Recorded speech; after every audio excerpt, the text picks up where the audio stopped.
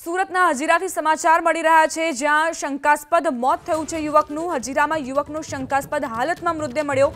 પરિવારે આરોપ મૂક્યો છે કે મિત્રોએ જ આ શખ્સની આ યુવકની હત્યા કરી છે। પોલીસે સ્થળ પર પહોંચીને તપાસ શરૂ કરી છે।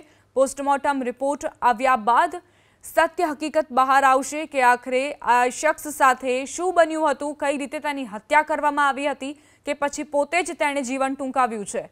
જો કે પરિવારે આરોપ લગાવ્યો છે કે મિત્રોએ જ તેની હત્યા કરી છે। હવે આ મિત્રોએ જો તેની હત્યા કરી હોય તો કયા કારણોસર કરી છે તે વસ્તુ સ્પષ્ટ નથી। घटना भी दोस्तन के साथ में लड़का रहता था। मैं गांव चला गया था और जब आया गांव से तो ये रहता था। अभी यहाँ पर कल हमको 8 बजे फोन लगाया है तो वहाँ देखा तो स्पाइड में ख़त्म हो गया था। अब इसके साथ में महेंद्र और वो बताएगा कल्लू क्या मारा, क्यों मारा, कितना आदमी था, वो दोनों बताएंगे। वो हजीरा में है दोनों और इसका भी पूछताछ की जाए।